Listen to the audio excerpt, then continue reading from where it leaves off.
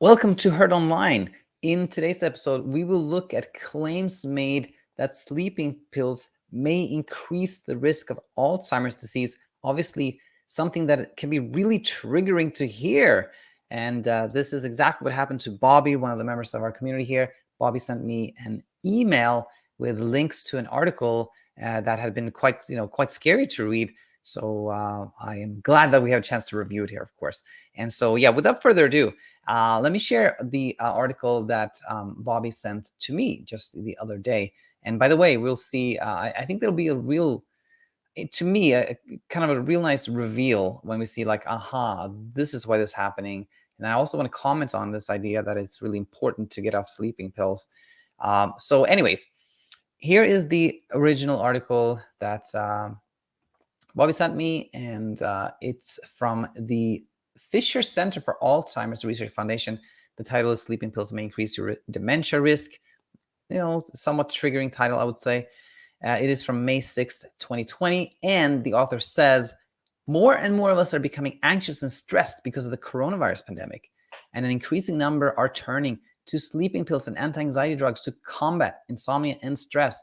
But while such medications may provide short-term relief, they may cause serious problems long-term, including an increased risk of Alzheimer's disease and other forms of dementia, a new study reports.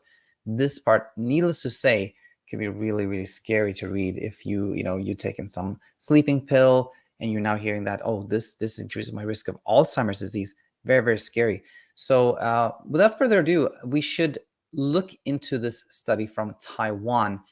And so I'm going to close this screen and instead head over to the study that came out of Taiwan. And here it is. So it is Li Yenseng and co-workers, and it is published in Neurotherapeutics in 2020. And basically, actually, we can pause this screen for a little bit. So I read the article, and what the researchers did was the following: they had access to this national registry, so they had a lot of data, and they looked in the age group of 65 and older to see how many people during, I believe it was a year, had been prescribed benzodiazepine or a Z drug like a Zopiclone or Ambien, things like that. And then they said, okay, out of those who took or were prescribed these medications and took them at least 28 days or more per quarter, something like that, who did they develop dementia to a greater degree than those who were not prescribed a benzodiazepine or a Z drug. And what they also did was they said from the time they were prescribed, they were kind of like they left a window of 1 year. So if somebody had just been prescribed Ambien, let's say, and they were diagnosed with Alzheimer's like 1 month later, they would not be included because I think the idea is that of course it couldn't have been the drug that caused that a short time later. So they left kind of a 1 year window between being prescribed and associating with dementia if somebody had been diagnosed with that. So that was the design of the study. And what did they find? Well, they did find that in the elderly who had been prescribed a benzodiazepine or a Z drug, they had a higher the prevalence or the incidence, I should say, the incidence of dementia, being diagnosed with having Alzheimer's disease, was higher. And now, of course, that can sound really scary. So there was an association, but we all know that association is not causation. If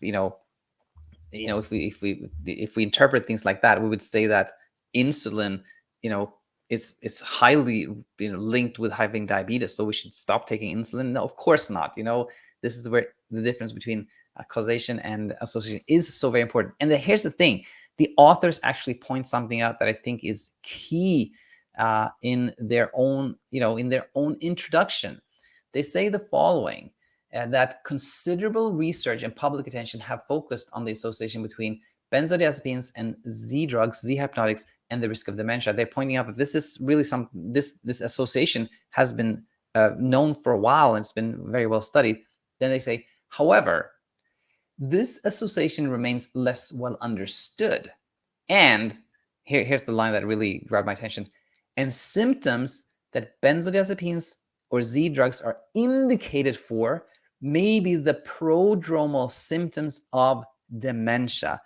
I was actually really glad they put that out there, because I think that is it. Like, that explains so much. In other words, what the authors are saying here is that early symptoms of dementia may be reasons that somebody is prescribed a benzodiazepine or a Z drug. And then, I went a step further, and I looked and I just Googled, like, what are the prodromal symptoms of dementia? And I want to share that with you now. And here's the list: depression, anxiety, apathy, irritability, agitation, sleep disorders. So if we think about these ones, anxiety, irritability, and agitation, what medication would you be prescribed if you have that as an older person? Benzodiazepine, very, very likely, right? And sleep disorders, which I think probably really refers to, like, often gets, sleep disorders here is probably like, the difference in sleeps, sleep patterns, kind of an irregular, more erratic sleep pattern that we see in elderly people that have dementia, and that can often be misdiagnosed as insomnia. And either way, if you call it a sleep disorder or insomnia, what type of medication are you going to be prescribed when you're not sleeping, when you're quote unquote supposed to sleep? You're going to get a Z drug or maybe a benzodiazepine here. And so, how long is the prodromal stage before somebody has dementia? Well, to me, I believe very much that it's many, many years. And I, just checked kind of like the answer here. It says you could very well tell if you have dementia 9 years before, meaning when somebody is diagnosed with Alzheimer's or dementia, then you can often look back and see that, oh, they had some early symptoms even years before, right? So if we put this picture together, we can see that an older, an elderly person may very well have symptoms of dementia that precede the diagnosis by many years. And that's the reason they are on a benzodiazepine or a Z drug. And the drug itself has nothing to do with them eventually, being diagnosed with this condition, right? So I think it is so helpful to see this. That's kind of like the point I really want to make here is this: that the prodromal symptoms often are used to prescribe the very drugs that then it may look like they, are associated with it, with dementia, but there's no direct link between them. There's no causal link between the two. And by the way, if anyone wants to prove something in a causal way, or prove causality, I should say, you need to have like some type of, a blinded, randomized study where you take a bunch of people and do something to them, and you don't do that to the other, and then you follow them over time, in a randomized way. And needless to say, this was not one such study, and this will never be done. You will never take, 50,000 people and prescribe them a benzodiazepine for 10 years, and then take another 50,000 people who are, similar in age and other characteristics, and not prescribe them a benzodiazepine for many, many years, and then see, did they get it, or did one group have it more than the other? That study will never happen. So I think that helps, because whenever you hear somebody say like, oh, this causes that, think about the feasibility of doing the study that requires causality, right? So that was the second thing. And then finally, with this in mind, I want to go back to the original article from this Alzheimer Foundation, and see where they kind of ended things. So they saying the following towards the end, that they basically highlighting the potential risks of taking a sleep medication, right? And then they say non-drug treatments for poor sleep should be used whenever possible. Such measures include limiting the ingestion of coffee and other caffeinated beverages late in the afternoon and evening, regular exercise, but not too close to bedtime, going to bed at the same time each night, and maintaining a regular sleep schedule, and avoiding the use of computers and screens close to bedtime. It is very confusing, I think, because, on one hand, they're saying that non-medical approaches, should be more widely used. I'm a very, very strong believer in education, but you know, we can't really scare somebody to become educated in a way that helps with their sleep. In fact, whenever someone points out a potential problem with a sleeping pill and says, you got to get off this, what happens is that actually increases the pressure to sleep. Now, this person who hears it says, like, oh my gosh, I want to sleep more, but I can't take this pill. So it's even more important for me to sleep without taking it. How am I going to do that?